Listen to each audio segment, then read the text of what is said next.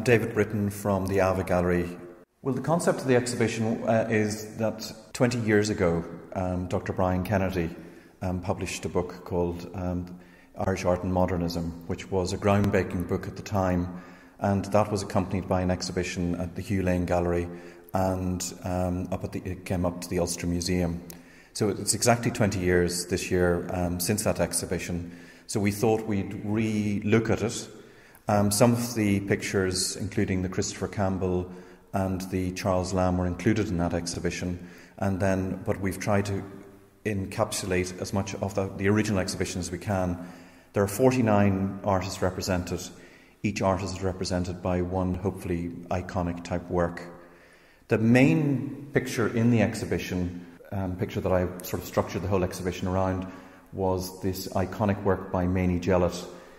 It's called Homage to Fra Angelico. It was the very first modern picture that got acceptance by the likes of AE and the critics in Dublin. Up to that point, works by Evie Hone and Mamie Jellett had been ridiculed in the press. So it's a very important work, and both in scale, and it shows very much the influence of Albert Glaze on her work, and they were working very closely together at that time. So where the exhibition really starts is with Orpen and Orpen's pupils. Now this work of Dolly Stiles was in the Stiles family until very recently. She originally was posed, it was painted up in Gillen in East Lothian in Scotland, and it was painted to celebrate her 21st birthday. She was originally posed with a little posy of flowers in her hands, but she absolutely hated. And so she was actually a scratch golfer and actually taught Orpen how to play golf. So they quite nicely went and have changed it and put the golf clubs on her back. But this has never ever been publicly exhibited before. So what's nice is that there are some things that are in private collections that people never see, and then there's some old familiar friends like the John Luke, which has been here and have been in various exhibitions before. So where we start with Orpen, and then we show some of Orpen's pupils, who would include Estella Solomons, which this work is Park Nasilla from 1911, very reminiscent of what Orpen would have been doing himself on the Hill of Howth. And it's interesting in some ways that the females seem to have adopted modernism much quicker than the males.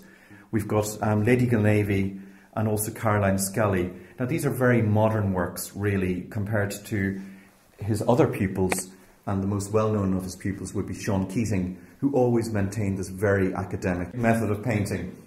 So here we have on the quay in Ireland, which probably dates from the early 1940s, and he always throughout his life, you can see Orpen's hand in his teaching. Now we move along and we go into the traditionalists.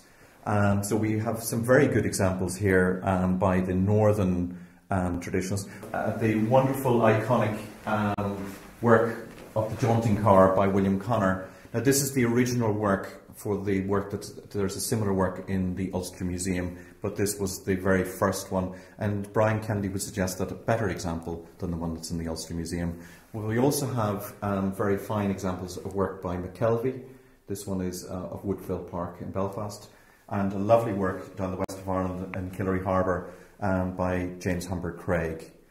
And just before we leave this room, I think what's quite interesting is the Harry Clarke little stained glass panel. It's called Bluebeard's Wife, and it's actually mounted in a cabinet made by James Hicks. This has been chosen to represent Ireland on a new stamp being published by Poland. And it's very unusual to see a small piece of glass by Harry Clarke in private hands. We've got this very iconic piece by Paul Henry of the windswept trees, which it dates from before 1920, from the late 1910s, and a very modern piece by his wife, Grace Henry, again from between 1910 and 1915, but quite modern really in its application of paint and showing very much her training that she had received in France.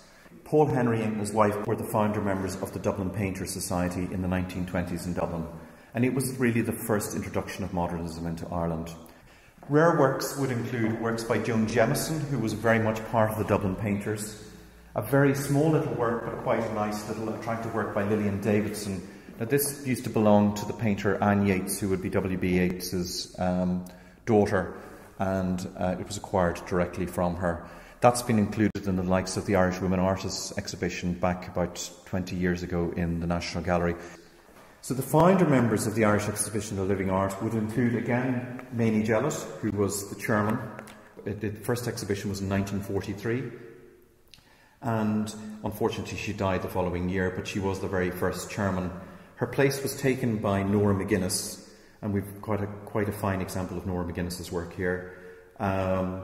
Children on a Road. Other people who exhibited with the Irish Exhibition of Living Art would include the likes of Elizabeth Rivers, whose work you don't really see very often. Again, this would be quite an iconic work. Gerard Dillon, represented by the card players, is called Tea Break. And then quite an unusual painter whose work you don't come across very often is Thurlow Connolly. Now, he exhibited from the very first Irish Exhibitions of Living Art in 1943. What's interesting about this exhibition is some of the artists that are included here are also included in the Surreal and Irish Art down at the F.E. McWilliam Museum. So we would have very much works by Colin Middleton and John Luke and Neville Johnson and F.E. McWilliam would be included in both shows. So it would be nice if people could actually see both exhibitions.